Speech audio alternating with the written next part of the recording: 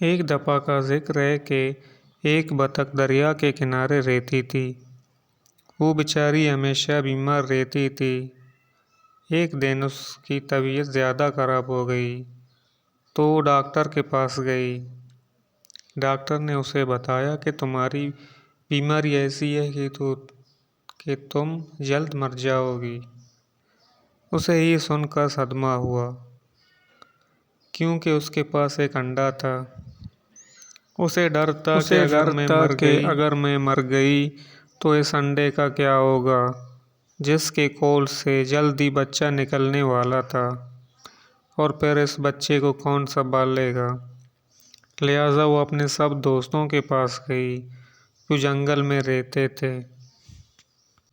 उसने अपने दोस्तों को अपनी सारी कहानी सुनाई, लेकिन उन्होंने मदद करने से इनकार कर दिया।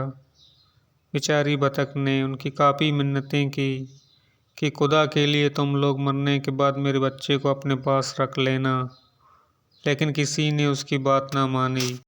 बेचारी बतख भी क्या करती, उसके ज़हन में ख्याल आया कि क्यों ना मैं भाई मुर्गे के पास जाऊं, वो ज़रूर मेरी मदद करेगा।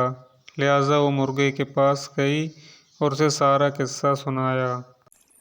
मुर्ग भाई, आप मेरे बच्चे के मामू जैसे हो। प्लीज आप ही मेरे बच्चे को अपने पास रख लेना।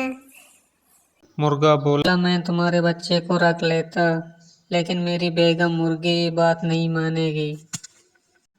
लिहाजा मुझे बहुत अफसोस से कहना पड़ रहा है कि मैं ये काम नहीं कर सकता, मुझे माफ कर देना। बतख उधर से मायूस होकर अपने घर वापस आ गई और सोचना शुरू कर दिया कि अब क्या किया जाए। अचानक उसके जहन में एक तरकीब आई और उसने मौका ढूंढकर ये काम अंजाम दे दिया और खुद जाकर एक दरख्त के किनारे बैठ गई। बतख की तबीयत बिगड़ गई और ऐसी बिगड़ी कि वो वहीं मर गई। जब मुर्गी के बच्चे अंडों से बाहर निकले तो उनमें से एक बतख का बच्चा भी था। मुर्गा सब जान गया था कि बतख अपना अंडा आंख बचाकर मुर्गी के अंडों के साथ रख गई है, लेकिन उसने मुर्गी को बताना मुनासिब ना समझा। मुर्गी ने काफ़ी शोर शराबा किया और बोली, मेरे बच्चों के साथ बतख का बच्चा नहीं रहेगा।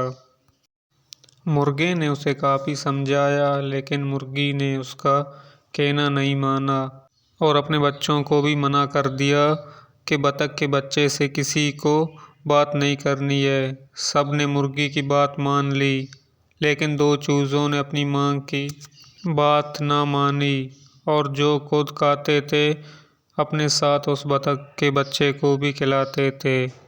मुर्गी को बतख के बच्चे से सख्त नफरत थी और उसे देखना भी पसंद नहीं करती थी।